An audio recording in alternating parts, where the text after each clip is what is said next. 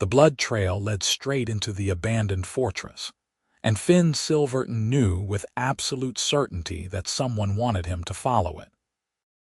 The drops were too evenly spaced, too deliberately placed along the frost-covered stones, and the gate had been left conveniently ajar despite the rusted chains that should have kept it sealed. He stood at the threshold with his hand on the pommel of his sword, watching his breath cloud in the winter air, and made the decision that would change everything. Whatever waited inside had taken Garrick's daughter 3 days ago, and Finn had promised the old farmer he would bring her back or die trying. He pushed the gate open and stepped into the courtyard, and that was when he heard the voice echo from somewhere deep within the crumbling walls. "Turn back, human. This is not your fight." The voice was female, rough with pain but carrying an undertone of fierce strength that made him pause. Finn had expected bandits or a rogue mage, maybe even one of the corrupted knights that had been plaguing the northern territories. He had not expected a woman's warning, and he certainly had not expected it to sound so genuine. He moved through the courtyard with careful steps, his boots crunching on broken stone and dead weeds, following the voice toward what had once been the fortress's great hall. The interior was darker than he anticipated, with most of the windows boarded or collapsed entirely. Shafts of weak winter sunlight pierced through gaps in the ceiling, illuminating motes of dust that danced in the stale air. The blood trail continued across the flagstones, and Finn followed it with growing unease until he reached the center of the hall where a single figure hung suspended by heavy chains. She was an orc, and she was magnificent even in her current state of captivity. Green skin marked with scars and bruises, powerful shoulders straining against the iron links that held her arms spread wide, dark hair matted with dried blood falling across a face that was both fierce and beautiful. Small tusks curved up from her lower jaw, and her pointed ears twitched as she tracked his approach with eyes the color of amber. She wore the remains of leather armor that had been deliberately cut and torn, leaving her vulnerable and exposed in ways that made Finn's jaw clench with anger at whoever had done this to her. "You should not have come," she said, and there was desperation beneath the warning now. "It is a trap, human. He wants you here." Finn stopped 10 paces from her, his hand still on his sword, scanning the shadows for the threat she was warning him about. "Who wants me here? Who took the girl?" The orc woman laughed, a bitter sound that ended in a wince of pain. "There is no girl, fool. There never was. Malachai created the illusion to draw you out. He knows what you are, what you can do. He wants your power, and he is using me as bait." The name sent ice through Finn's veins. Malachai the Corruptor had been a problem for months now. A dark mage who had been collecting artifacts and magical abilities by force. Finn had managed to stay off his radar by living quietly in the borderlands, helping farmers and villagers with small problems, never advertising the combat magic that ran in his bloodline. If Malachai knew about him, knew enough to set this elaborate trap, then Finn had underestimated how far the mage's network of spies extended. "If it is a trap, where is he?" Finn asked, drawing his sword slowly. The blade hummed with latent energy, responding to his will. "Above you, probably. Or below. He likes to make an entrance." The orc woman met his eyes with a steady gaze that held no fear, only resignation. "Leave now. You can still escape. I am already dead, but you do not have to be." Finn looked at her properly then, really looked, and saw the extent of her injuries. The chains were not just holding her, they were draining her. He could see the faint shimmer of magic running through the iron links, pulling at her life force with every breath she took. Her skin had a grayish tinge beneath the green that spoke of prolonged suffering, and the way she held herself suggested broken ribs, possibly worse. "What is your name?" he asked. She blinked, clearly not expecting the question. "What does it matter?" "It matters to me. I am Finn Silverton, and I do not leave people to die in chains." For a moment something flickered across her face, something that might have been hope before she crushed it down. "Kora. My name is Kora, and you are an idiot." "Nice to meet you, Kora." Finn sheathed his sword and started forward. "What are you doing?" Her voice rose in alarm. "Did you not hear me? It is a trap." "I heard you." He reached her and examined the chains, running his fingers over the links and feeling the dark magic woven through them. "Still a trap whether I run or stay, and at least this way you have a chance." "Why would you risk yourself for an orc?" The question came out harsh, almost angry. "Your kind hates mine. We are monsters to you. Savages." Finn looked up at her face, so close now he could see the flecks of gold in her amber eyes. "You are not a monster. Monsters do not warn their bait to run." Before she could respond, the temperature in the hall plummeted. Frost spread across the stones in spiraling patterns, and shadows coalesced in the corners like living things. Malachai appeared not with a dramatic flourish but with a quiet inevitability, stepping out of a patch of darkness as though he had always been there. He was tall and thin, wrapped in black robes that seemed to absorb light, his face hidden behind a mask of polished bone. "How touching," Malachai said, his voice smooth and cold. "The hero cannot resist the damsel in distress, even when the damsel has fangs." Finn moved without thinking, putting himself between Kora and the mage. His sword was in his hand again, blazing with blue-white light that pushed back the encroaching shadows. "Let her go. Your problem is with me." "Oh, I intend to let her go, eventually, after she has served her purpose." Malachai tilted his head, studying Finn like an interesting specimen. "You have your father's magic, I can feel it. Combat enhancement, physical acceleration, the ability to cut through wards and barriers. Very useful, very rare. I have been collecting useful things.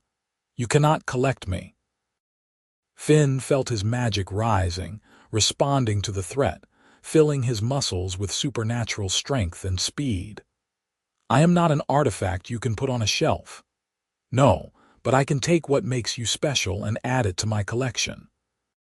The process is quite painful, I am told, but you will be dead before the worst of it." Malachai raised one hand and the shadows lunged. The fight was brutal and fast. Finn moved with enhanced speed, his blade cutting through the shadow constructs that Malachai sent at him. But for every one he destroyed, two more appeared. The mage was not even trying to kill him, just wearing him down, forcing him to burn through his magical reserves in an extended battle of attrition. Finn knew he was losing ground, knew that eventually his power would run dry, and then Malachai would have him. Behind him, Kora was struggling against her chains with renewed desperation. "Break the binding stone," she shouted. On his chest, the red gem.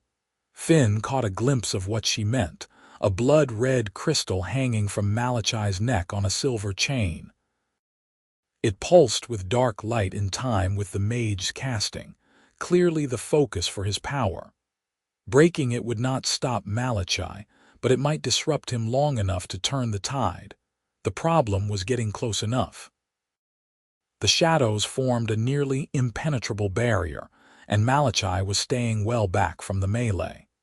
Finn needed a distraction, something to draw the mage's attention for just a moment. He made a split-second decision that was either brilliance or suicide, possibly both.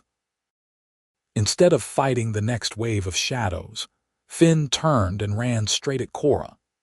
He saw her eyes widen in confusion, and then understanding as he used her chains as leverage, planting one boot on her shoulder and launching himself up and over the barrier of shadow constructs. For a heartbeat he was airborne, his sword drawn back, Malachai's mask turning up to track him with what might have been surprise. Then Finn was falling with his full weight behind the blow, and his blade sheared through the silver chain and shattered the red crystal in an explosion of crimson light. The backlash threw both of them across the hall. Finn hit a pillar hard enough to crack stone and fell in a heap, his vision swimming. Across the room, Malachai was screaming, a high, terrible sound, his shadows dissolving like smoke in a strong wind.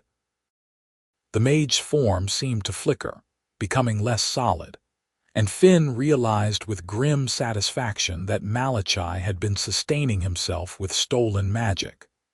Without the binding stone, whatever remained of the man beneath was not enough to hold him together. "You will regret this," Malachai hissed, his voice fading. "I will return. I will find you.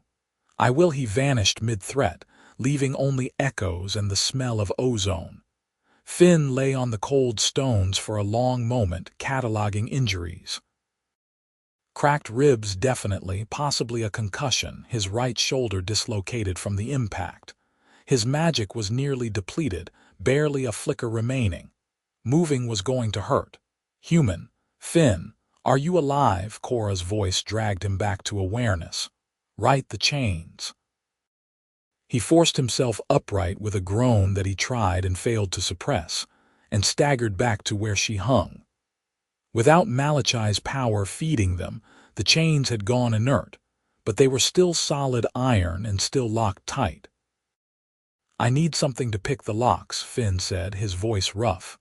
"Or maybe just break them. Give me a minute." "You are hurt." It was not a question. Kora was looking at him with an expression he could not quite read. "You should tend to yourself first." "I am fine."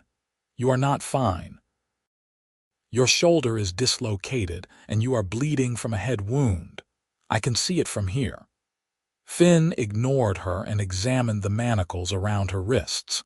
They were old but well made, with complex locks that would take time he was not sure he had. His vision kept trying to blur at the edges, and his hands were shaking from magical exhaustion. He pulled a set of picks from his belt and got to work on the first lock, trying to focus through the pain and fatigue. "Why are you doing this?" Kora asked quietly. "Truly, you do not know me." "I could be a criminal. I could be everything humans say about orcs. Are you?" Finn got the first pick seated and started feeling for the pins inside the mechanism. "Am I what? A criminal? A savage? Everything humans say." She was silent for a long moment. "I was a soldier. I fought in the border wars on the orc side. I killed humans, many humans." "So you were doing your duty to your people." The first pin clicked into place. "War makes killers of us all, does not make you a monster. My own clan cast me out." Her voice was bitter now. "I spoke against the chief's plan to raid human villages. I said we should seek peace instead. They called me weak, traitor. They left me to die in the borderlands, and then Malachai found me." The second pin clicked. Finn moved to the third. "How long were you his prisoner?" "Weeks. Maybe a month." "Time blurs when you are hanging in chains." She paused. "He used me to lure in other orcs, made them think there would be rescue, then took them for his experiments.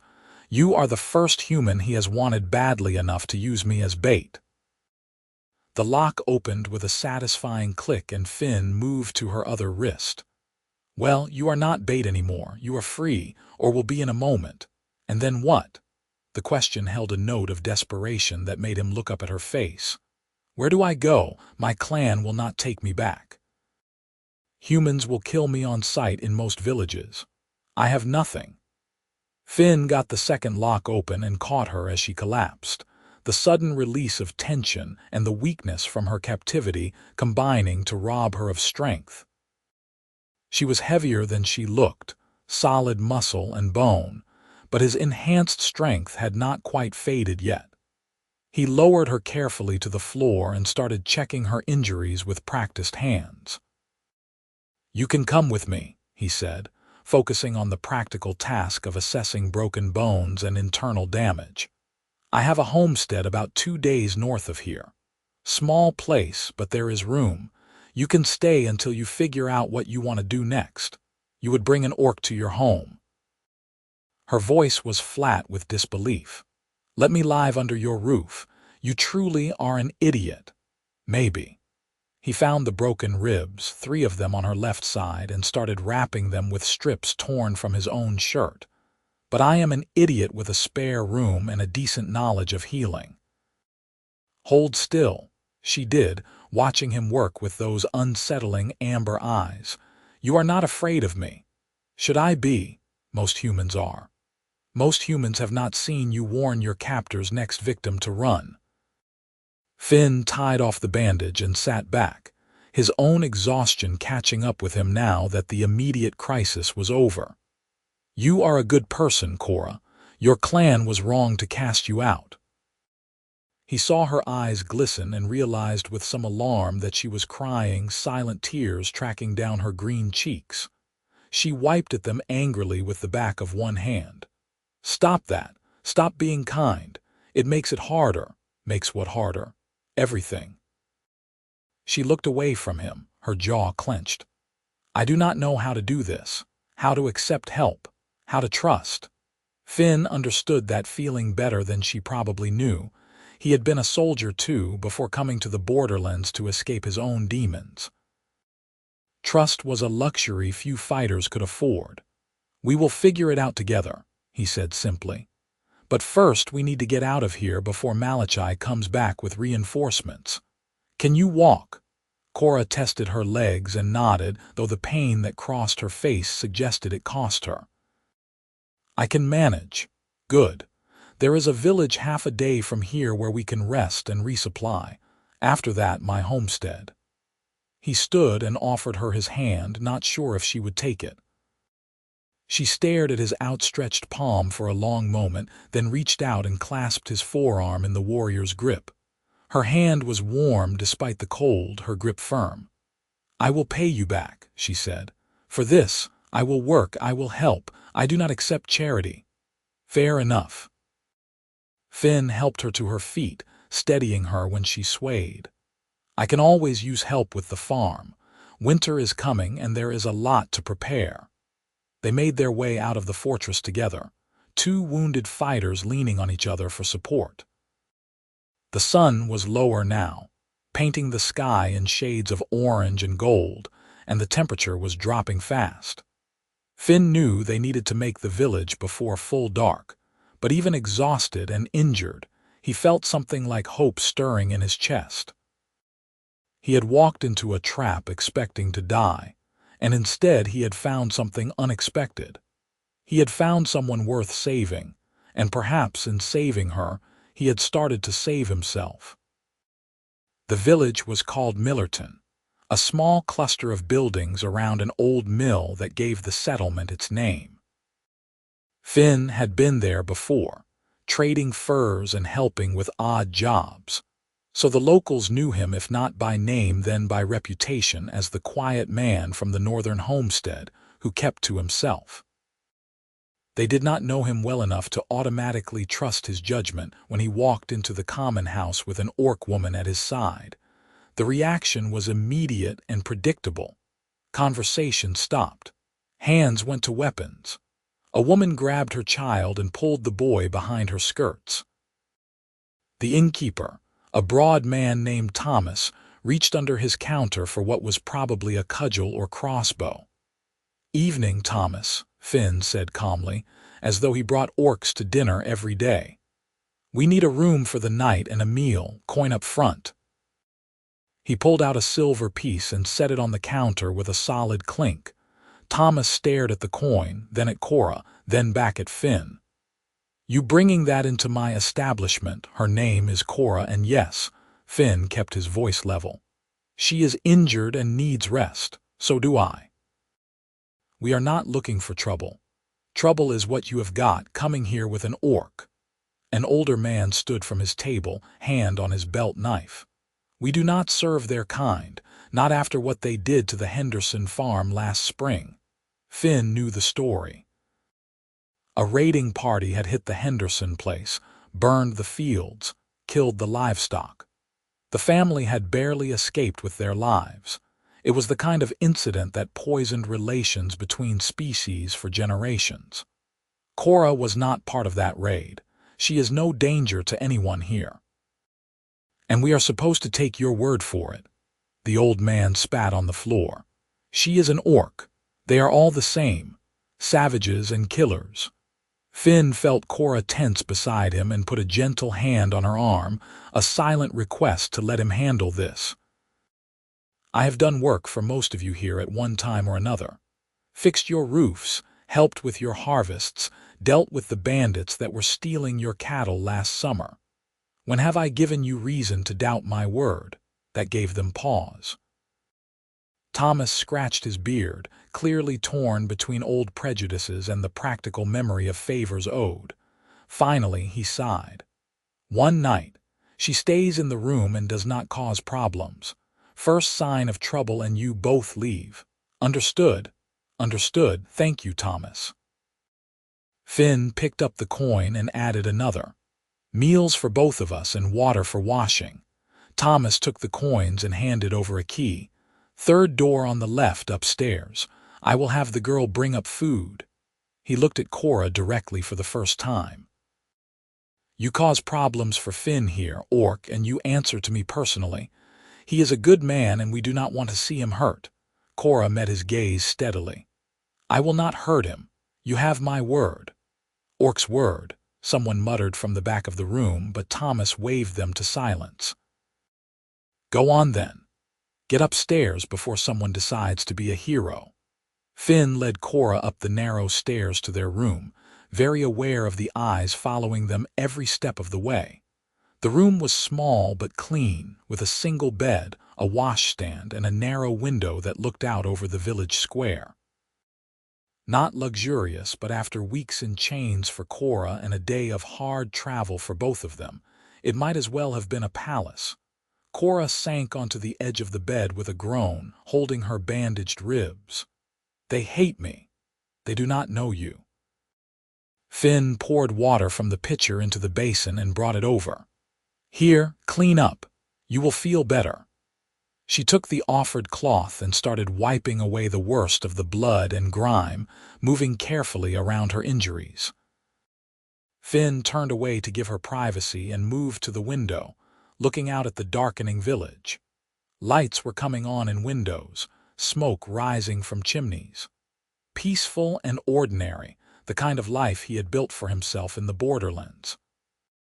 Bringing Kora into that life was going to complicate things, possibly beyond his ability to manage. He was not sure he cared. There was something about her, something beyond the obvious attraction of her strength and beauty. She had been willing to sacrifice herself to save him, a stranger. She had fought for peace among her people even knowing it would cost her everything. That kind of courage was rare, and Finn had no intention of turning his back on it. You did not have to defend me down there. Kora's voice was quiet. I am used to the hatred. That does not make it right. Finn turned to face her. She had cleaned up as best she could, revealing the true extent of the bruising on her arms and shoulders. Every mark told a story of suffering, and Finn felt anger rise again at what Malachai had done to her. You are going to make yourself a target, she continued. Helping me. Humans who befriend orcs are not looked upon kindly by their own kind. You could be cast out like I was. Let them try.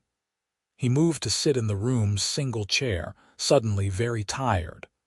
I am not much for community anyway. Too many rules, too many expectations. What were you before? She was studying him with open curiosity now.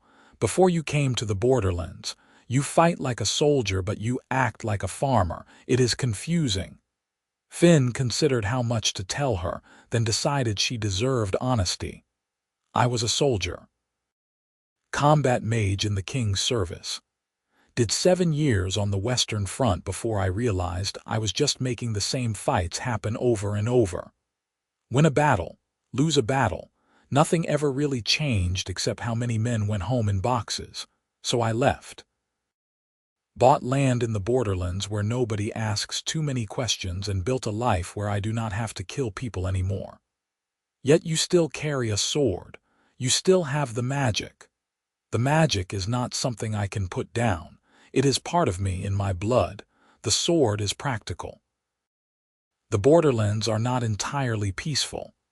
He flexed his shoulder, wincing at the pain, though I try to avoid using either when I can. A knock at the door interrupted them. The serving girl, probably with their food. Finn called permission to enter, and a young woman came in with a tray, her eyes carefully averted from Kora. She set the tray on the small table and fled without a word, her footsteps quick on the stairs. The meal was simple but hot. Bread, cheese, stew that smelled of beef and root vegetables. Finn's stomach reminded him forcefully that he had not eaten since before dawn. He divided the food evenly and handed Kora her share, then sat down to eat with the focused attention of the truly hungry. They ate in silence for a while, both too tired and sore for much conversation. But as the food revived him, Finn found himself watching Kora covertly. The way she ate with careful precision despite obvious hunger, not wolfish but controlled. The way her ears twitched at sounds from the street below, always alert even in exhaustion. The way her eyes kept darting to him and then away as though she was not quite sure what to make of him. "What?" she asked finally, catching him looking. "Nothing, just thinking. About how this is going to work. Practical matters. My homestead is not large, but it is self-sufficient. I have chickens, a milk cow, a decent garden plot. There is hunting in the woods and a stream for fishing. I sell furs and sometimes do odd jobs for the local farms when they need extra hands. It is a quiet life. You are warning me it will be boring." There was a hint of amusement in her voice. "I am warning you it will be different from what you are used to. No war, no clan politics, just daily work and seasons passing." He paused. "But it is peaceful, safe, yours if you want it." Kora set down her bowl and looked at him directly.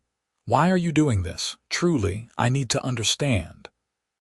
Finn thought about how to explain something he barely understood himself. "When I left the army, I thought I was broken. All that killing, all that death, it changes you, makes you think that is all you are, all you will ever be. A weapon. But then I came here and I started building things instead of destroying them, growing things instead of cutting them down, and slowly I started to feel human again."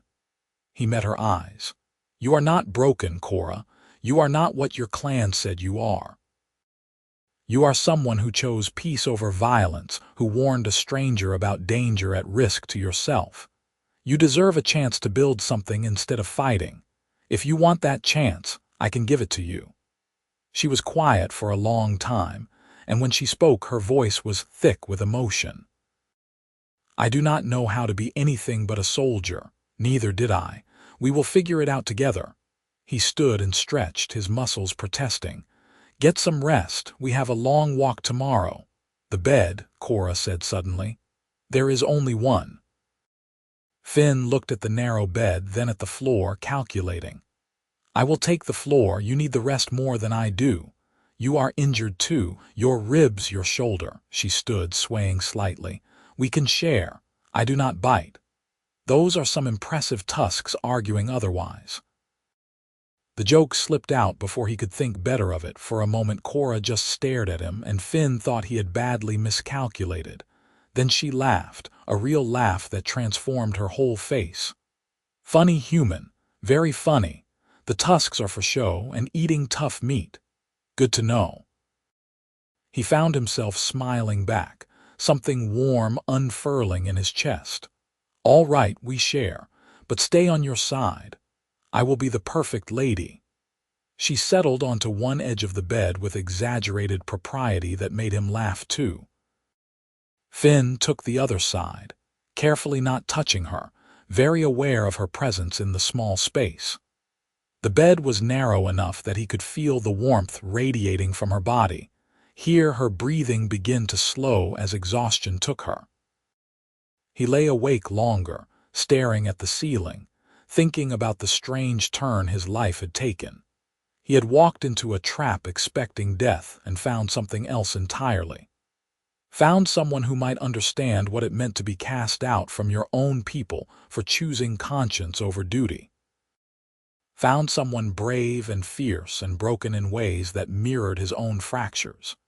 It was too soon to call it anything more than companionship born of shared trauma, but there was a connection there, something that felt like the beginning of something important.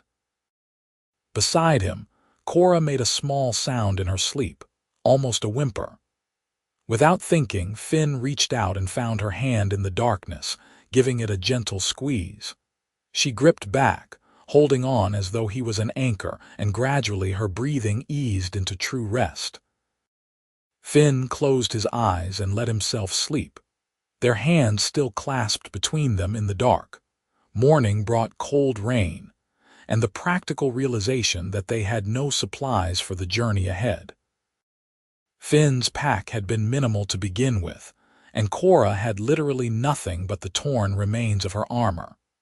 Before they could set out for his homestead, they needed proper traveling clothes, food, and basic gear. The problem was convincing the villagers to sell to an orc. The first shop they tried, the general store, had the owner take one look at Kora and close his shutters despite the early hour. The second shop, a tailor who made sturdy work clothes, quoted them a price 3 times what the garments were worth.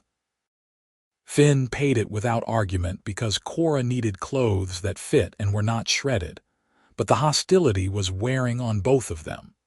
By the time they reached the outfitter for traveling supplies, Kora was tense and silent, her shoulders hunched against more than the rain.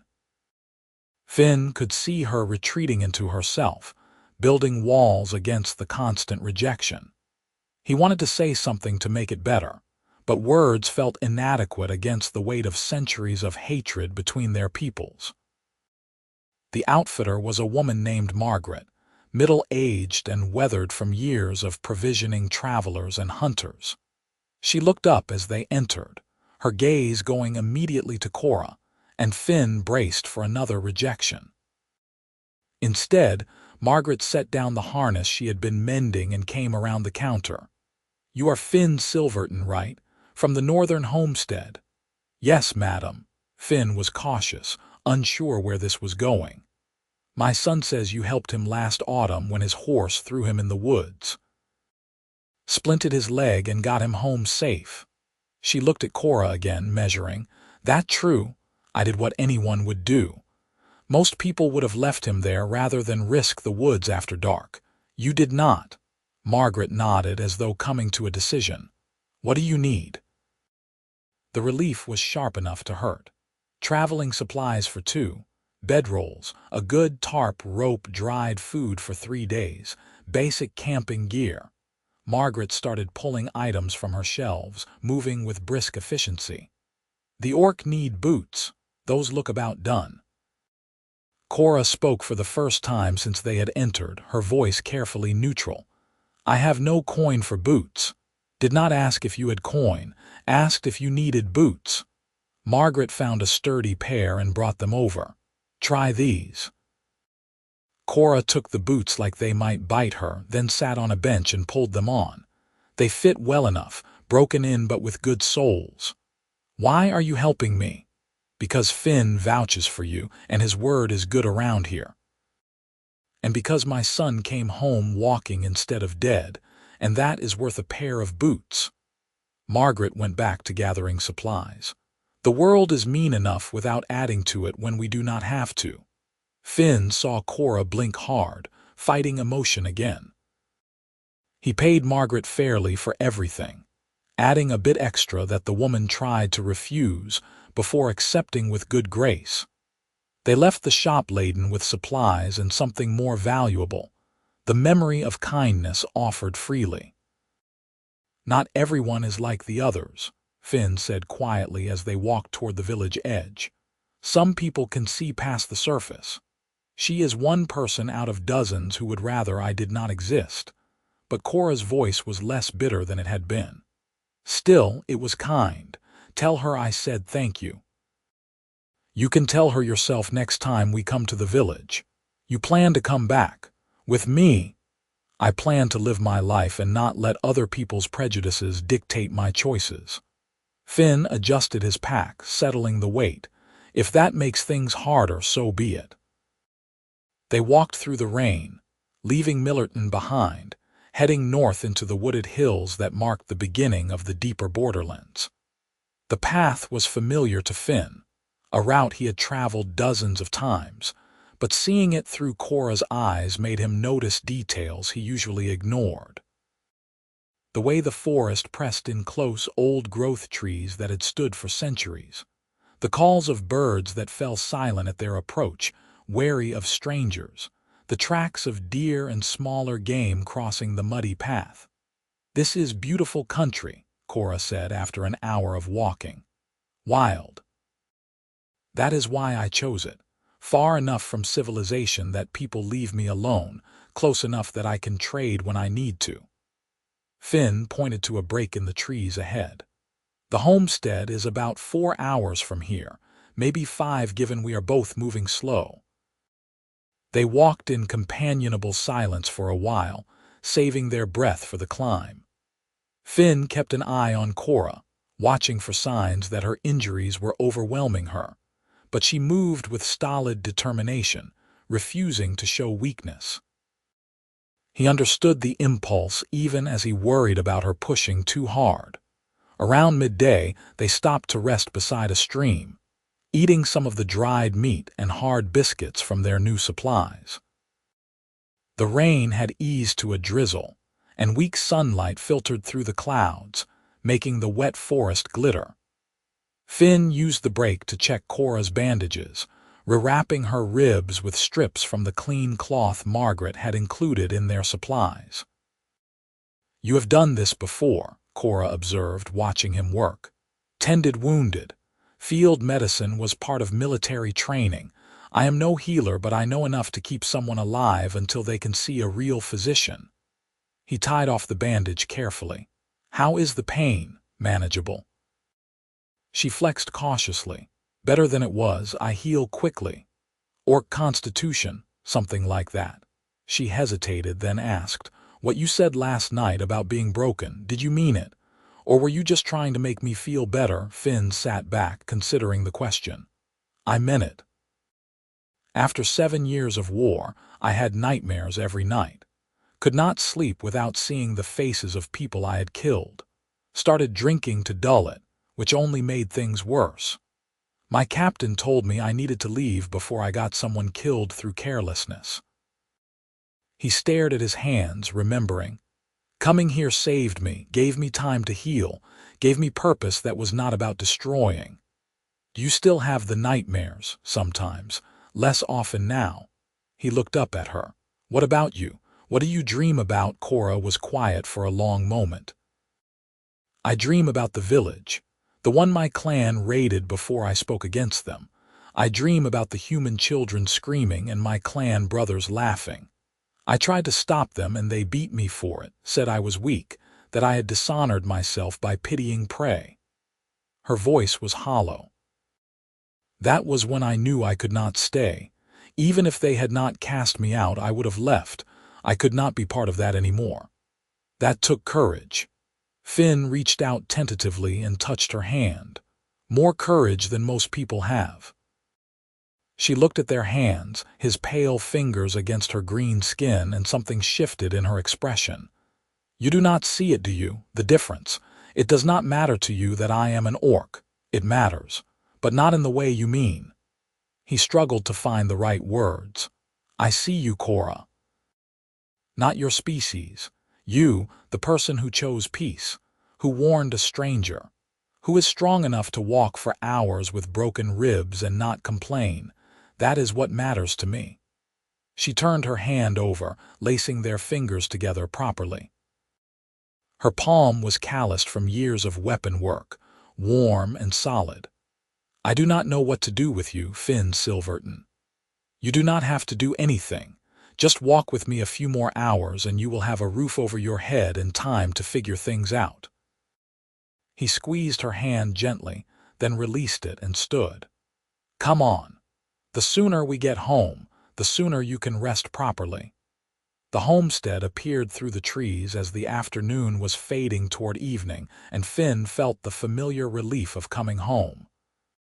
It was not much to look at. Just a sturdy log cabin with a stone chimney, a barn for the animals, a chicken coop, and a cleared area that served as garden in summer. But it was his, built with his own hands, and it represented everything he had worked for since leaving the army. Kora stopped at the edge of the clearing, taking it in. You built this yourself? Most of it. I had help with the barn raising, but the cabin is all my work. He led her forward. Come on, I will show you around. The inside of the cabin was simple but comfortable. One main room with a kitchen area, a table and chairs, a fireplace. A separate bedroom off to the side, and a loft space above that Finn used for storage. It was clean and well organized, the space of someone who lived alone and liked order. The bedroom is yours, Finn said, dropping his pack by the door. I will take the loft. There is a pallet up there that is comfortable enough. This is your home, your bed. I should take the loft. Kora was looking around with something like wonder. This is more than I expected. You expected a hovel. He was amused despite himself. I expected a bachelor's mess. This is actually nice. She moved to the fireplace, running her hand over the mantel. You care about this place. It is the first thing I have built that I am proud of. The first thing that is entirely mine, not the army's or the kingdom's. Yes, I care about it. He started building a fire, arranging kindling and logs with practiced ease. Make yourself at home. There is a rain barrel out back if you want to wash, and I will get some stew going for dinner. Kora disappeared outside, and Finn focused on domestic tasks, getting the fire going and pulling out vegetables and dried meat for a proper meal. It felt strange having someone else in his space, but not bad strange, just different. He found himself wondering what she thought of it, whether it met whatever expectations she had. She came back in clean and looking slightly more relaxed, and they worked together in the small kitchen with surprising coordination. Kora proved to be competent with a knife, chopping vegetables with military precision, and she followed directions well, as Finn talked her through his simple recipe. By the time the stew was bubbling, full night had fallen outside and the cabin was warm and smelled of cooking food and wood smoke. They ate at the table, and Finn watched Kora begin to unwind properly for the first time since he had found her. The tension eased from her shoulders, her jaw unclenched, and she ate with genuine appetite rather than the controlled hunger of someone expecting to be interrupted. By the time they finished, she was struggling to keep her eyes open. Bed, Finn said firmly. You need real sleep in a real bed with no chains and no threats. Go on. She did not argue, which told him how exhausted she truly was. Thank you, Finn, for everything. You are welcome. Sleep well, Kora. He cleaned up the dishes and banked the fire, then climbed up to the loft with his own bedroll. It was cooler up here, away from the fire, but he had slept in worse places. He lay listening to the sound of rain starting again on the roof, and the quieter sound of Kora's breathing from the room below, and thought about the strange twists of fate that had brought them both here. Tomorrow would bring new challenges. There would be work to do, winter preparations to complete, and the ongoing question of how to integrate an orc into his life without drawing the kind of attention that could get them both killed. But tonight, they were both safe and warm and fed, and that was enough. Finn closed his eyes and slept without nightmares for the first time in weeks. The days fell into a rhythm that was both strange and comfortable. Finn woke before dawn as always, tending to the animals and checking his trap lines while Kora slept off weeks of captivity and torture. When she finally emerged, usually mid-morning, he would be working on whatever project needed attention. repairing the chicken coop roof, splitting firewood, preserving the last of the autumn vegetables. Kora watched him work that first day, sitting on the porch with a blanket wrapped around her shoulders, silent and evaluating. The second day she started helping, holding boards steady while he hammered, carrying firewood to the stack by the door. By the third day she was working alongside him properly, her strength returning as proper food and rest did their healing work. She was good with her hands, Finn discovered. Good at seeing what needed doing and doing it without being asked. She mucked out the barn without complaint, fixed a broken hinge on the chicken coop door with clever improvisation, and proved surprisingly gentle with the animals. The cow, usually skittish around strangers, accepted her immediately. The chickens tolerated her presence, which was more than they did for most people. "You have done farm work before," Finn said one afternoon as they worked together in the garden, pulling the last vegetables before the first hard freeze. "My clan was not only warriors. We grew crops, tended herds. Everyone learned the basics." Kora pulled up a turnip and added it to their basket. "I liked it more than fighting, honestly. Growing things feels productive in a way that violence never did. I understand that feeling." Finn found a massive rutabaga and wrestled it from the ground. "There is satisfaction in harvest that you do not get on a battlefield." They worked in companionable silence, the kind that comes when people are comfortable enough not to need constant conversation. The autumn air was crisp, but not yet bitter, and the forest around them blazed with color. It was the kind of day that made Finn remember why he had chosen this life. "I could stay here forever," Kora said quietly, so quiet he almost missed it. "Just doing this. Simple work, simple life. It feels peaceful." "You can stay as long as you want," Finn replied, meaning it. "This is your home too now if you want it to be." She looked at him with those amber eyes searching for something. "You mean that? You would let me just stay, become part of your life?" "Yes." The answer was simple because it was true. "Why?" It was the same question she kept asking in different forms. She needed to understand his motivation, needed to believe it was real. Finn set down his basket and brushed dirt from his hands, thinking about how to explain. "After I left the army, I spent 2 years building this place. 2 years alone, working every day, sleeping alone, eating alone. I told myself I preferred it that way, that I did not need people, did not want the complication, but I was lying to myself." He met her gaze. "I was lonely, Kora. So lonely I was starting to forget how to talk to people. Having you here, working alongside you, sharing meals and conversation, it reminds me that I am still human, still capable of connection. You are not a burden or a complication. You are a gift." She blinked rapidly, fighting tears again. "You say things like that and I do not know how to respond." "You do not have to respond. Just accept it." He picked up his basket again. "Come on, let us get these inside before it gets dark. I want to make that root vegetable soup you mentioned yesterday." They carried their harvest inside and spent the evening preparing vegetables for storage. Some for the root cellar, some for pickling, some for immediate eating. Kora taught him an orc recipe for preserved vegetables that involved spices he had never thought to use together, and the result was surprisingly delicious.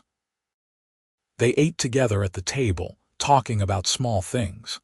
How the weather was turning, whether the chickens would keep laying through winter, plans for spring planting. It was domestic and ordinary and wonderful, and Finn found himself watching Kora across the table, really seeing her. The way firelight caught in her dark hair, turning it almost auburn in places. The way she smiled when something amused her, a quick flash of tusks that he was starting to find endearing rather than foreign. The way her hands moved when she talked, expressive and graceful despite their strength. He was falling for her, he realized, with a mixture of wonder and terror. falling for an orc woman he had known less than a week. It was absurd and impossible and yet completely undeniable. "What?" Kora asked, catching him staring. "Nothing, just thinking." "You think a lot." She was studying him too now, her expression curious. "What about?" "About how strange life is. How you think you know what you want, and then everything changes." He stood and started clearing dishes, needing the activity to cover his sudden nervousness. "How sometimes the best things come from the worst circumstances, like walking into traps." There was amusement in her voice. "Like walking into traps." He smiled at her over his shoulder. "Best decision I ever made. You are strange, Finn Silverton." But she was smiling too, warm and genuine. They cleaned up together, moving around the small kitchen with an ease that spoke of growing familiarity. When the dishes were done and the fire banked for the night, they stood together in the main room, neither quite ready to separate to their sleeping spaces. "I am glad you came for me," Kora said quietly. "Even though you should not have, even though it was foolish, I am glad. So am I." Finn reached out and touched her hand, the gesture becoming familiar now. "Sleep well." "You too." He climbed to the loft and lay in the darkness, listening to her move around below, settling into bed. The cabin creaked softly in the wind, familiar sounds of home. Finn closed his eyes and thought about the future, about the possibility of a life shared rather than lived alone. It was a strange thought, but not an unwelcome one. The first serious test came 2 weeks after Kora's arrival, when a neighbor stopped by unexpectedly. Finn was in the barn when he heard the horse, and he came out to find Martin Fletcher, the farmer from the nearest homestead, sitting his mount in the yard and staring at Kora, where she was hanging laundry on the line.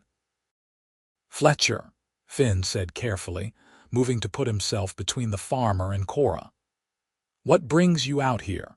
Fletcher was a hard man, weathered by years of frontier farming with a reputation for speaking his mind. He tore his gaze from Kora to look at Finn. "Heard a strange rumor in Millerton." "Heard you brought an orc home with you." "Not a rumor." Finn kept his voice level. "Kora is staying with me." "That her name? The orc?" Fletcher's hand drifted toward the rifle on his saddle. "Her name is Kora, yes, and I would appreciate you not reaching for your weapon on my property." There was steel in Finn's voice now, the tone he had used commanding soldiers. Fletcher caught the warning and moved his hand away. "You have lost your mind, Silverton, bringing an orc here. You know what folks will say." "I do not particularly care what folks say." Finn crossed his arms. "Was there something you needed, or did you come just to share your opinion?" Behind him, Kora had gone very still, the laundry forgotten in her hands. Finn could feel her tension from here, could imagine what she was thinking. That this was the beginning of the end, that the fragile peace they had built was about to shatter. Fletcher looked between them, then sighed heavily. "My west fence line is down. I came to ask if you could help me repair it, but if you are busy with your orc, I will find someone else." "I can help," Finn said. "Tomorrow morning early, that work for you?" "That works." Fletcher gathered his reins, preparing to leave, then paused. "You are making a mistake, Silverton. People around here do not like orcs. You keep that one, you will find yourself alone real quick. No one to help when you need it, no one to trade with. That the life you want. I have already been alone. I am choosing different now." Finn met the farmer's gaze steadily. "Was there anything else?" Fletcher shook his head and rode off, kicking his horse into a trot. Finn waited until he was out of sight, then turned to find Kora standing very close, her expression carefully blank. "I am causing you problems," she said, "making you an outcast among your own people. You are not causing anything. Other people's prejudices are not your fault." He reached out and took the laundry from her hands, setting it aside. "Are you all right?" I was ready to fight. She looked down at her hands. If he had drawn that rifle, I would have fought, I would have protected you. I know, but it did not come to that. He touched her shoulder gently. We are all right, both of us. For now.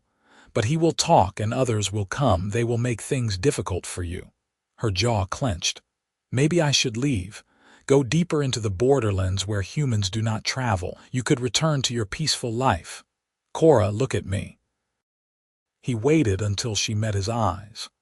I do not want my peaceful life without you in it. Do you understand? I'm not asking you to stay out of obligation or pity. I am asking you to stay because I want you here, because you have become important to me.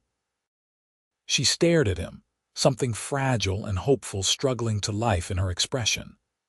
Important how? I am not sure yet, but I know I am happier with you here than I was before. I know I look forward to working beside you every day. I know I sleep better knowing you are safe under my roof. He took a breath, deciding to risk honesty. I am falling for you, Kora. I know it is fast and probably foolish, but it is true. Finn. His name was a whisper, rough with emotion. You cannot. I am an orc. You are human. There is no future in that. Why not? Because other people say so. Because it is not done. He moved closer, drawn by the look in her eyes. I have spent most of my adult life doing what other people said I should do, fighting their wars, following their rules, living up to their expectations. I am done with that. I want to build my own life, make my own choices. And I choose you if you will have me. You do not know what you are asking, the difficulties, the dangers. Humans and orcs do not mix. Everyone will be against us. Then they can be against us together. He reached up and cupped her face with one hand, his palm against her green cheek. I have faced worse odds than social disapproval, and so have you. We can handle it. She leaned into his touch, closing her eyes. I want to believe you. I want this so much it frightens me. Then be frightened, be uncertain, but be here with me, please. He stroked his thumb across her cheekbone, marveling at the softness of her skin. Kora opened her eyes and looked at him with such intensity it made his breath catch. Then she moved, closing the small distance between them, and kissed him. It was unpracticed and slightly awkward, her tusks catching against his lip, but it was also sweet and genuine and full of desperate hope. Finn wrapped his arms around her and kissed her back, pulling her close, trying to convey through touch everything he felt. Her arms came around him in turn, strong and sure, and for a long moment they stood together in the yard, holding each other as though they could keep the world at bay through sheer determination. When they finally broke apart, both breathing hard, Kora rested her forehead against his. I am falling for you too. I have been since you refused to leave me in those chains. I just did not want to admit it. Then admit it now. Let yourself feel it. He pulled back enough to see her face. We will figure out the rest as we go. Together. Her voice was small, vulnerable in a way he had never heard before. Together, he promised. Always together. They held each other as the sun set over the homestead, two people from different worlds choosing to build something new. It would not be easy. There would be challenges and setbacks and people who wanted to tear them apart. But in that moment, Finn felt certain they could face whatever came. They had each other, and that was enough. Winter came to the borderlands with teeth, temperatures dropping fast and snow falling in earnest by mid-November. Finn and Kora worked together to prepare, insulating the cabin, moving firewood under cover, making sure the animals had proper shelter. They fell into patterns that felt like partnership, each taking on tasks that suited their strengths, covering for each other's weaknesses. Kora proved to be an excellent hunter, her tracking skills and natural strength making her better than Finn at bringing down deer and wild boar. Finn's cooking skills meant they ate well even in the lean season, and his knowledge of preservation kept them supplied. They worked side by side through the short days and long nights, and slowly the cabin stopped feeling like Finn's space and started feeling like theirs. The physical relationship developed slowly, carefully, both of them navigating new territory. Kora moved from the bedroom to the loft, and they shared a bed properly, learning the geography of each other's bodies with gentle exploration. Her skin was warmer than his, her strength carefully controlled when she touched him. She was tender in ways that surprised him, and passionate in ways that took his breath away. They made love by firelight and woke tangled together, and Finn had never felt more complete. But the outside world did not disappear just because they wanted it to.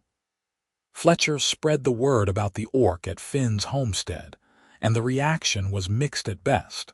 Some neighbors simply stopped visiting, crossing to the other side of the road when they saw Finn in Millerton. Others were more actively hostile, leaving messages carved into trees near his property line, warnings to send the orc away or face consequences. Finn ignored them as best he could, but Kora felt every slight keenly.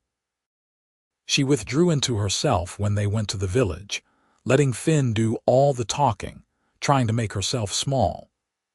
It hurt him to see her diminished that way, this fierce woman who should be able to hold her head high, forced to act ashamed of her own existence. "I hate this," she said one night after a particularly difficult trip to Millerton where the blacksmith had refused to sell them nails. "I hate making things harder for you. You are not making things harder, they are."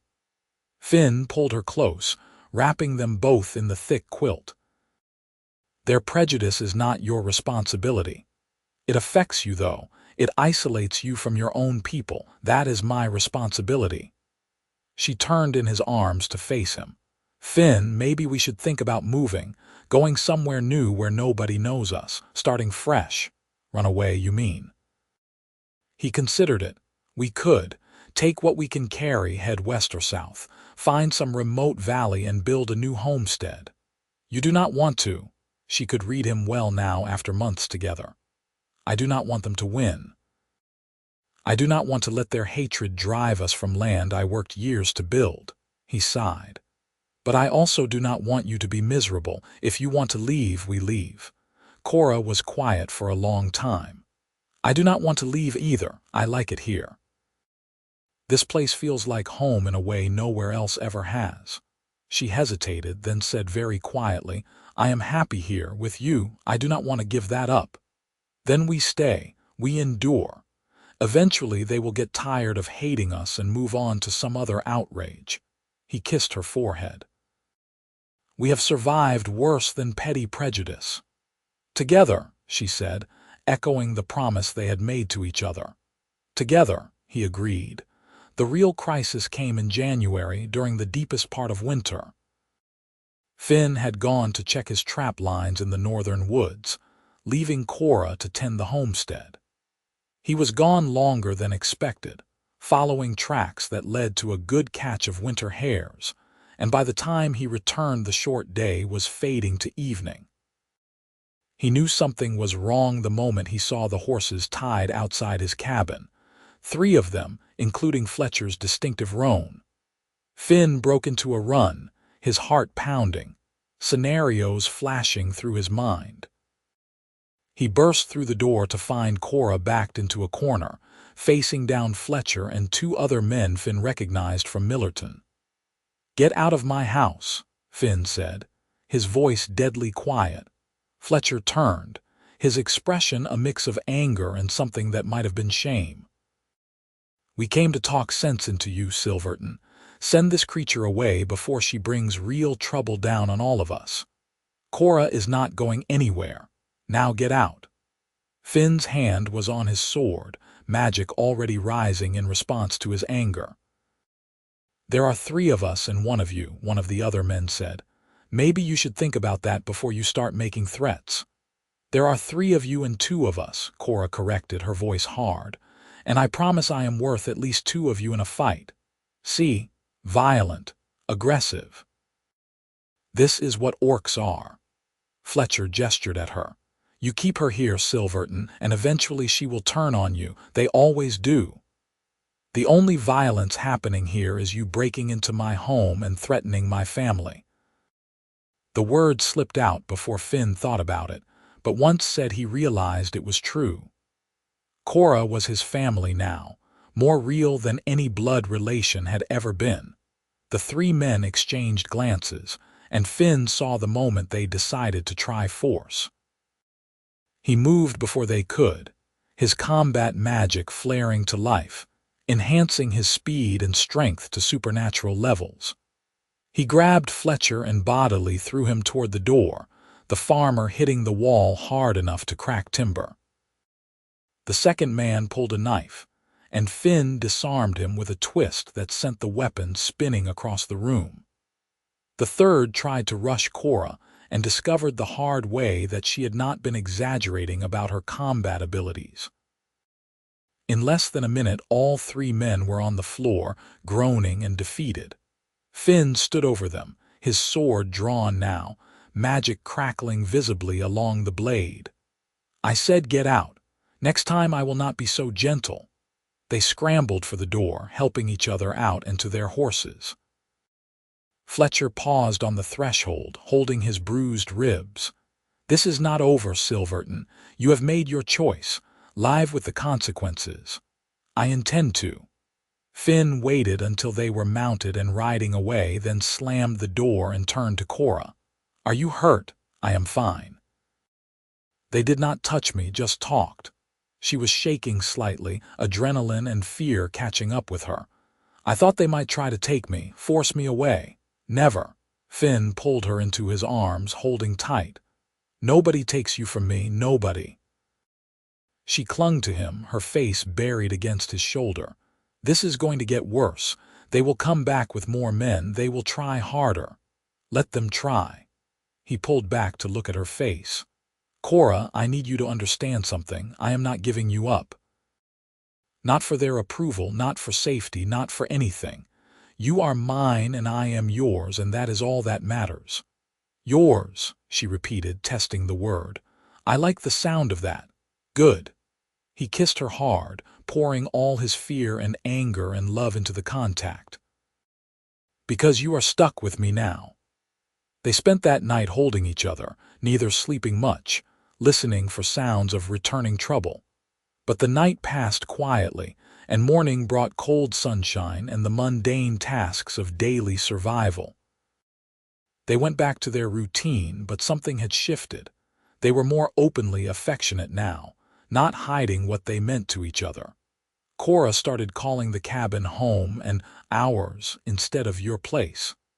Finn found himself thinking in terms of we and us automatically. They were building a life together, and neither of them was willing to let anyone take that away. Spring came slowly to the borderlands, winter reluctant to release its grip. But gradually the snow melted, streams swelled with runoff, and the first brave flowers pushed through the mud. Finn and Kora worked together to prepare the garden, turning over soil that had frozen solid and planning what to plant. They talked about expanding the garden, maybe adding a second cow, building a proper smokehouse. They talked about the future as though they would share it, and that felt like the most natural thing in the world. One morning in early April, Finn woke to find Kora already up, standing by the window and looking out at the dawn. There was something in her posture that made him concerned. He climbed down from the loft and moved to stand beside her. "What is wrong?" "Nothing is wrong. I am just thinking." She glanced at him. "Finn, what are we doing?" "What do you mean, this?" "Us. We are living together, sharing a bed, building a life. But we have never talked about what that means, what we are to each other." She turned to face him fully.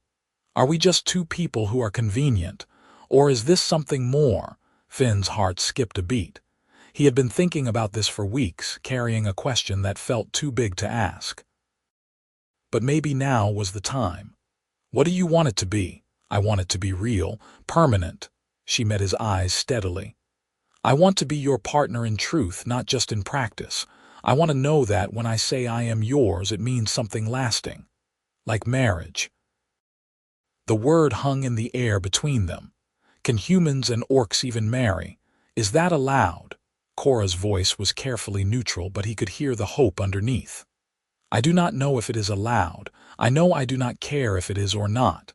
Finn took both her hands in his. "I love you, Kora. I want to spend my life with you. If marriage is how we make that real, then I want that. You love me."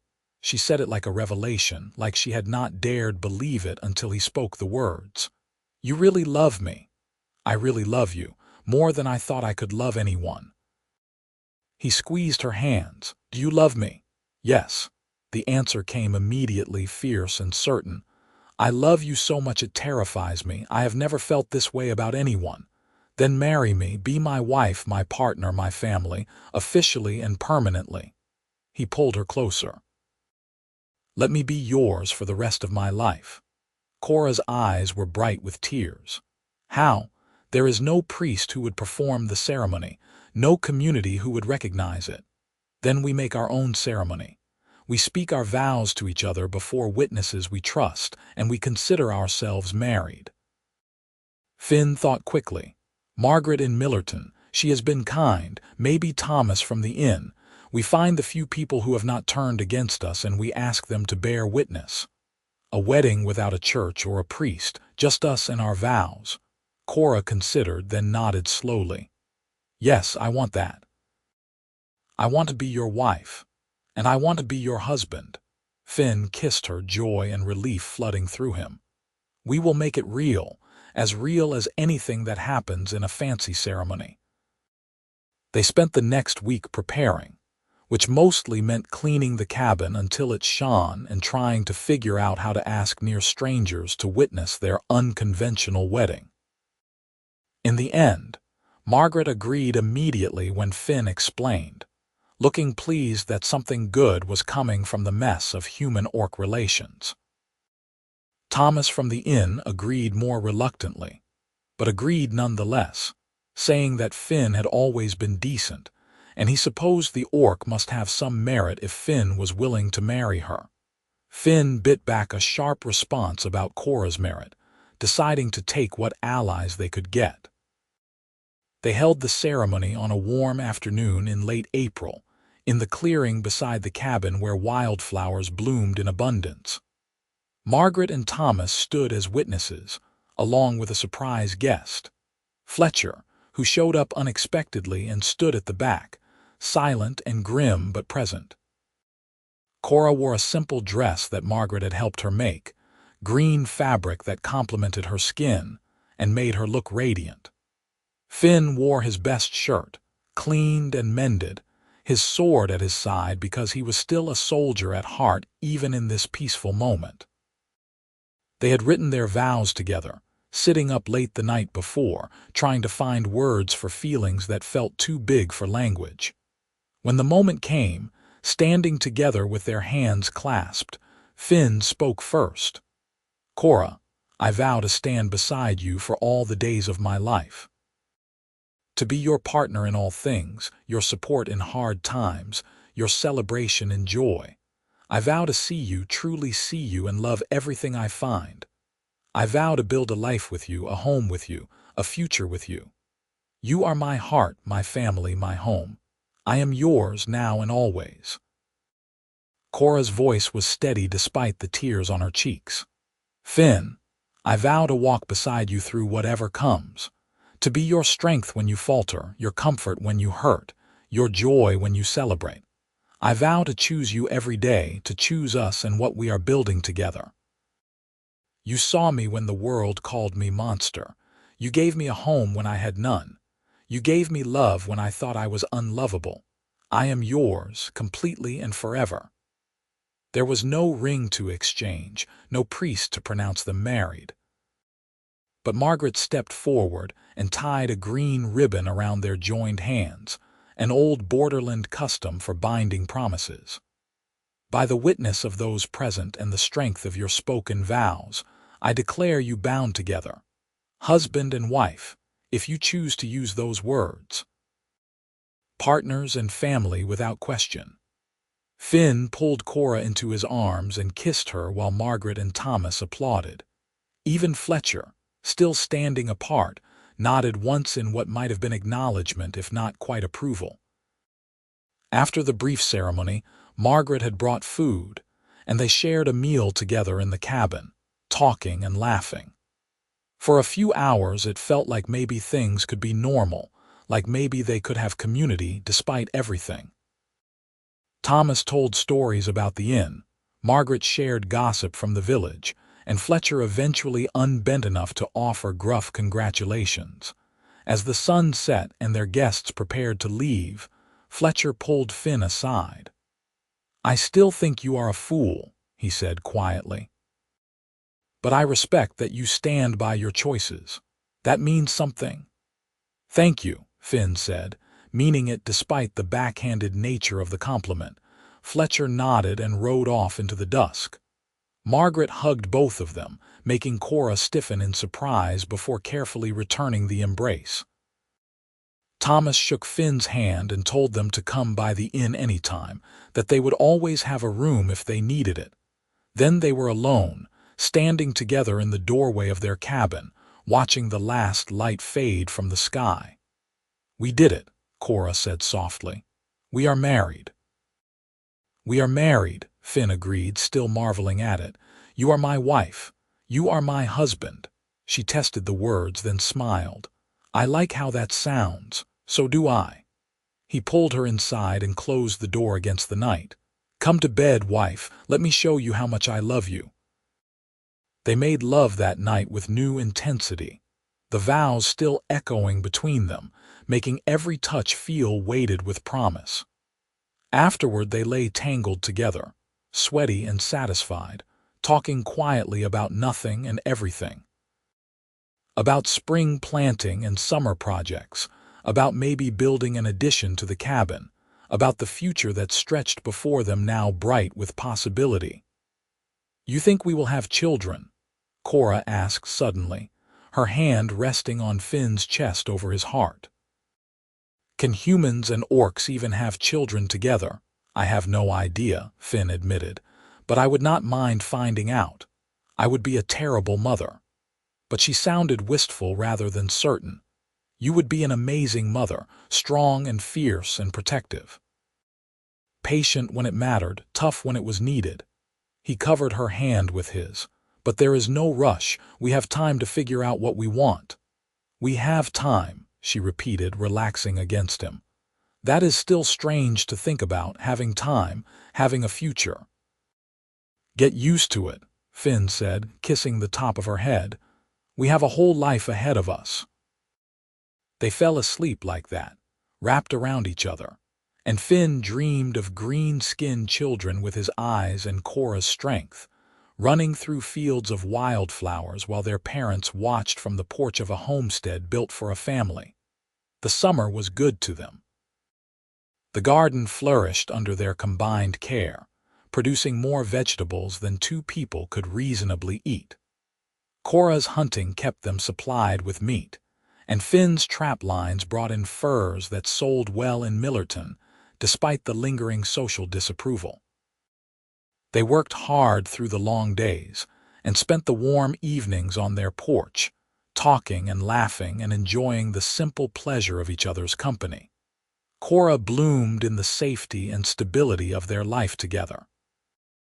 The wariness that had marked her when Finn first found her gradually faded, replaced by confidence and joy. She smiled more, laughed easily, touched him freely with casual affection. She started wearing flowers in her hair, taught him orc songs in her native language, shared stories of her childhood that she had kept locked away. Finn watched her transform and fell more in love with every revelation, every moment of unguarded happiness. This was what life was supposed to be, he thought. Not war and violence and loneliness, but partnership and peace and love, building something together that mattered. Their marriage became known in the area, and reactions varied. Some people softened slightly, acknowledging that at least Finn was committed rather than just keeping an orc as some kind of exotic curiosity. Others became more hostile, seeing the marriage as an unforgivable crossing of natural boundaries. A few simply found it fascinating, stopping by the homestead out of curiosity to see the mixed couple for themselves. Finn and Kora weathered it all together, presenting a united front. They went to Millerton as a couple, held hands in public, referred to each other as husband and wife. They refused to hide or apologize, and gradually the initial furor died down to a simmer of background disapproval that they could mostly ignore. By autumn, they had achieved a kind of equilibrium. They were not fully accepted, but they were tolerated. They had their small circle of allies like Margaret and Thomas, and the rest of the community had learned to leave them mostly alone. It was not perfect, but it was workable. Then the letter came. It arrived with a traveling merchant who sometimes brought Finn supplies and news from the wider world. The merchant handed it over with a curious look, noting the official seal, and rode on. Finn opened it standing in the yard and felt his blood run cold as he read. Kora came out of the cabin, saw his expression, and hurried over. "What is it? What is wrong?" "It is from my old captain, from the army." Finn's voice sounded distant to his own ears. "There is a war council being called. All combat mages are being summoned for what they are calling a critical defensive action against an orc invasion from the eastern territories." Kora went very still. An orc invasion. They are calling up reserves, recalling retired soldiers.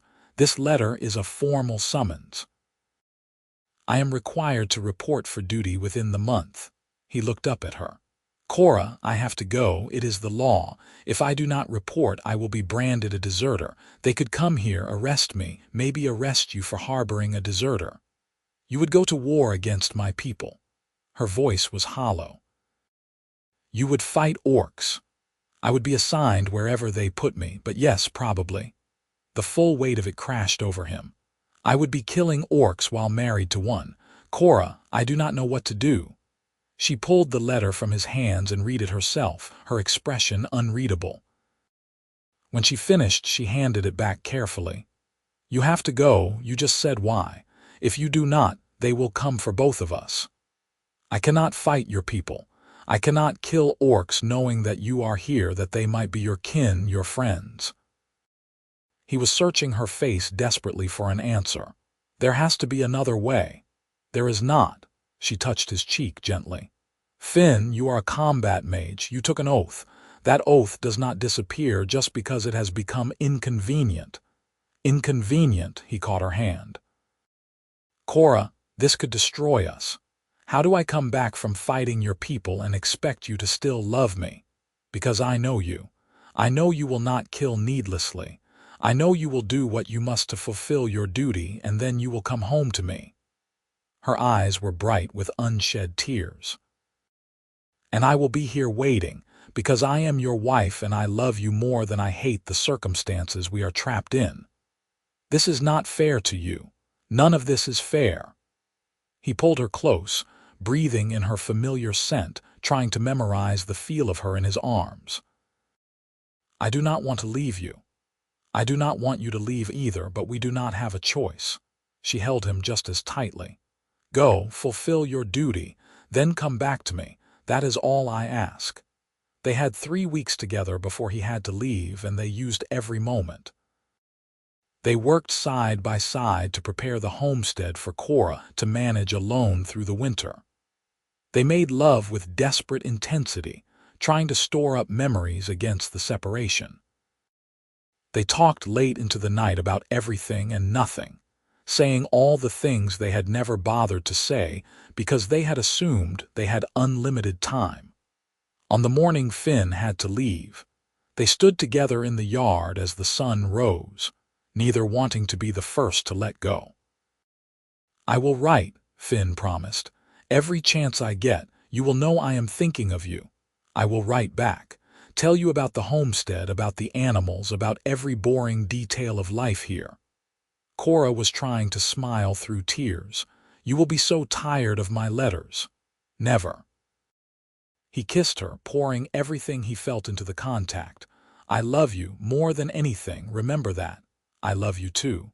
Come home safe, Finn Silverton. That is an order from your wife."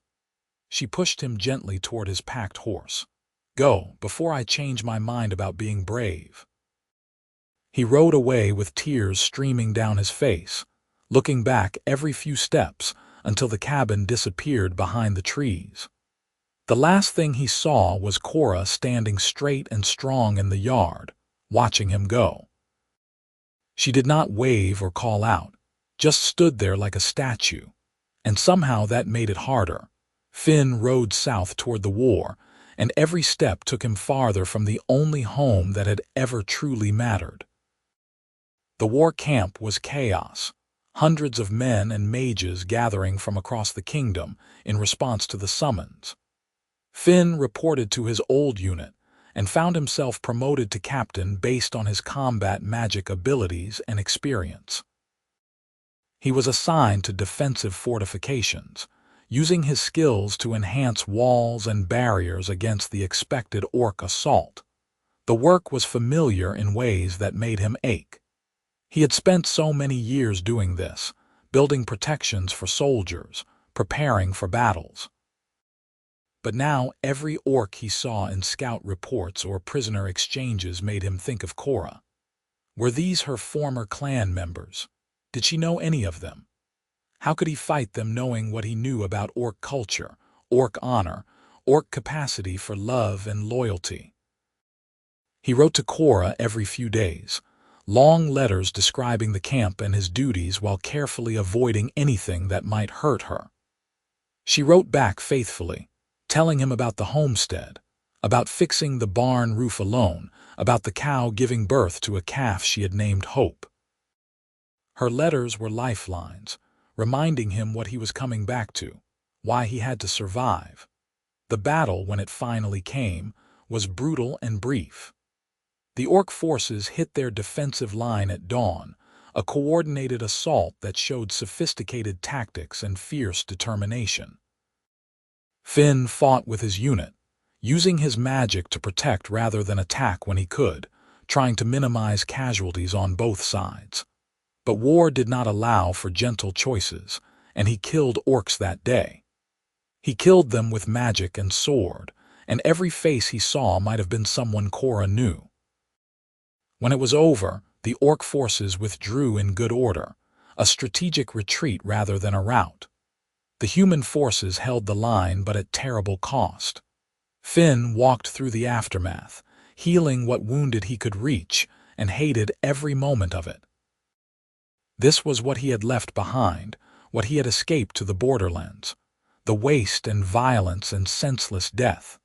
That night he wrote to Kora and told her the truth, told her what he had done, who he had become again in the necessity of war, told her he understood if she could not forgive him. Her response came 3 weeks later, delayed by the chaos of military mail. It was short and to the point. "You are my husband. You fought because you had to, not because you wanted to. I know the difference. Come home when you can. I love you. Nothing changes that." Finn carried that letter over his heart through the rest of the campaign, through 3 more battles and countless skirmishes. It kept him sane when the fighting threatened to drag him back into the mindset of the eternal soldier.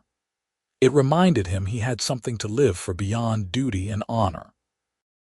The war ended not with grand victory but with exhaustion on both sides. A truce was called, terms negotiated, borders redrawn. Finn was released from service with commendation and full honors, his duty fulfilled.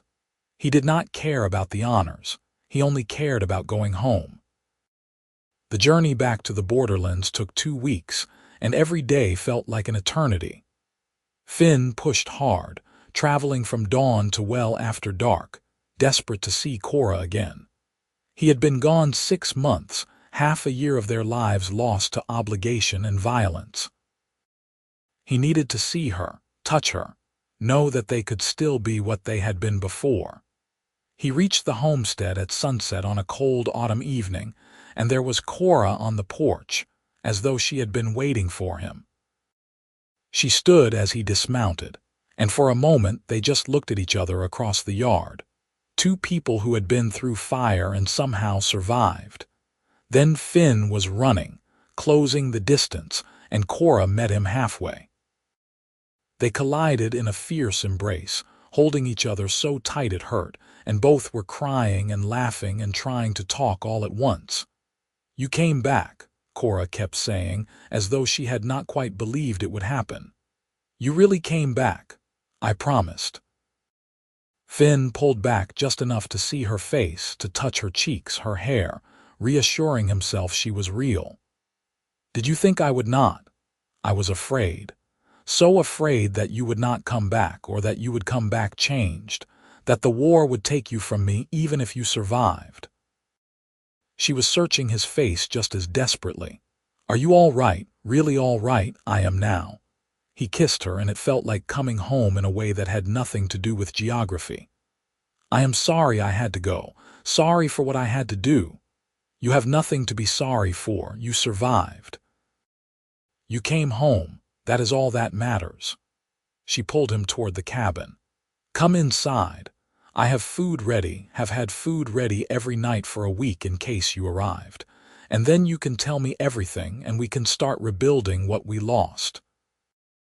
They spent that night wrapped around each other, talking and touching and relearning each other. Finn told her about the war, about the men he had lost, about the guilt he carried.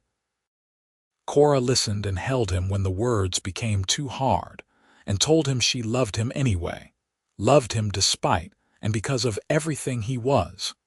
In the morning they woke together in their bed in their home and started rebuilding their life. The war had changed them both, left scars that would take time to heal. But they were together, and that made everything bearable. The winter after Finn's return was quiet and peaceful, exactly what they both needed. They fell back into their rhythms, working the homestead, caring for the animals, preparing for spring. Kora was quieter than she had been, carrying her own weight from the months alone, and Finn had nightmares again, though less frequently than before. They healed together, patient with each other's struggles, offering support when needed and space when that was what was required. By spring they were laughing again, planning expansions to the homestead, talking about the future with real optimism. That was when Kora told him she was pregnant. Finn stared at her across the breakfast table, sure he had misheard. "You are what? Pregnant, with child, carrying our baby?" She looked nervous, her hands twisting together. "I know we talked about it being possible, but I did not think it would actually happen, different species and all. But apparently it can happen because it did. We are having a baby." Finn stood up slowly, moving around the table to kneel beside her chair. "You are sure?" "I am sure. Margaret helped me confirm it. About 3 months along, she thinks." Kora touched her stomach, which showed no sign of change yet. "Are you happy? I know we did not really plan this." "Happy?" Finn felt like his heart might burst. "Kora, I am terrified and thrilled and overwhelmed and yes, incredibly happy." He put his hand over hers on her stomach. "We are going to be parents. We are going to be parents," she repeated, and then she was crying and laughing at the same time. "What are we doing, Finn? We barely know how to take care of ourselves, and now we are bringing a child into this mess. We are building a family. The family we both always wanted but never thought we could have." He pulled her down into a kiss. "We will figure it out, together." "Together," she agreed. "Always together." The pregnancy progressed smoothly, Kora's natural strength serving her well. She continued working the homestead well into her 3rd trimester, insisting she was not an invalid and refusing to be treated like one. Finn fussed over her anyway, unable to help himself, and she tolerated it with good humor. They prepared the cabin for a baby, converting a corner of the bedroom into a nursery space, building a cradle from wood Finn had been saving for a special project. Margaret came by often, bringing supplies and advice, becoming a friend and mentor to them both. Even Thomas stopped by occasionally, bringing gifts and gruff well wishes. The baby was born on a warm summer night, with Margaret assisting. The birth was long and difficult, and Finn spent the worst hours pacing the main room, listening to Kora's labored breathing from the bedroom and feeling helpless. But finally, just before dawn, he heard a baby's cry, thin and outraged and perfect. Margaret came out with a bundle in her arms, her face split in a huge smile. "You have a daughter, healthy lungs on her and a strong grip. She is perfect." Finn took his daughter with shaking hands, looking down at her tiny face. She had Kora's green skin and his eyes and small tusks just beginning to show.